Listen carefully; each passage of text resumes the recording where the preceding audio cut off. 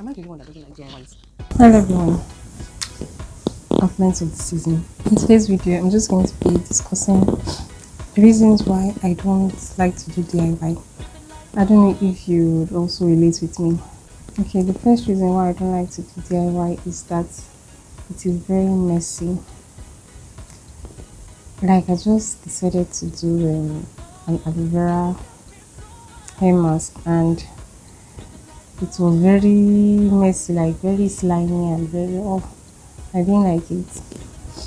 The next reason why I don't like to do DIYs is that it is time consuming. Like the time I will spend like doing it, I would rather just use an ready-made hair products and I guess spend much time doing it because I don't have the appropriate equipment. Like maybe if I have the appropriate equipment, spend too much time like processing it.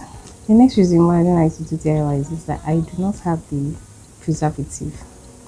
Let me even tell you something. Actually, I've done an online hair product formulation course, but to be frank, I didn't formulate any products with it because since it was online, I didn't have access to equipment, and somehow when there's no body around to like ginger you or spray you up, somehow I just like I didn't do it again. But I think I'll revive that, and I think I will consider formulating products again because I think the items needed are kind of available.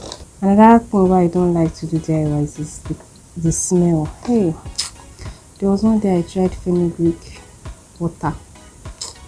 As in, I was nauseated. Like just remaining a little bit, I would have started vomiting. People are different though, but I didn't like the odor at all. And I know there's still some other DIY concoctions that have a horrible smell. So those are the reasons why I don't like DIYs. Notwithstanding the reasons why I do not like to do DIY hair products, there are still some reasons to do DIY hair products, and they are it's cheaper to do it, especially if you can get the ingredients close to you. But if you have to start ordering from a far place, you end up spending so much money on transportation. But if you have a hair product vendor or hair care formulation, skincare formulation vendor around, then you may find it cheaper to do your hair products yourself. Another reason why you may want to consider doing DIY is that you're sure of the content of the product. Some of these mass-produced hair products, they use a lot of chemicals.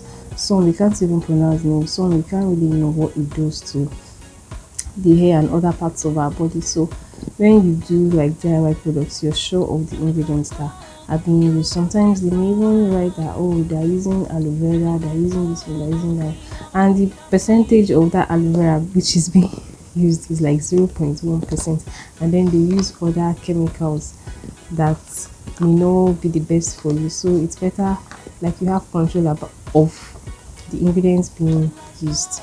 So you're going to be very sure of the originality when you do it yourself.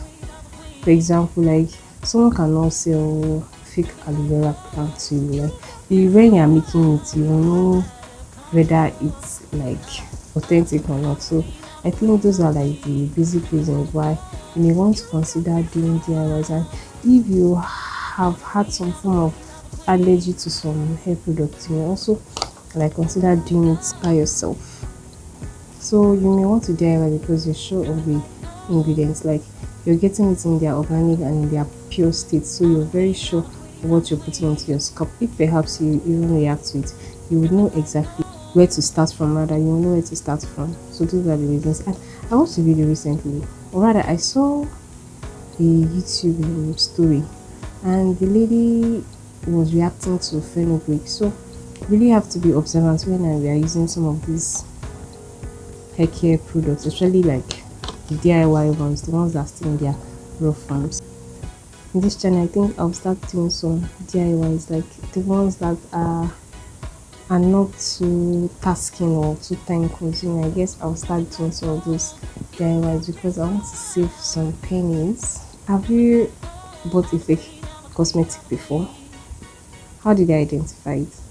I have a video on how to identify a fake hair product, and I'll be linking it here.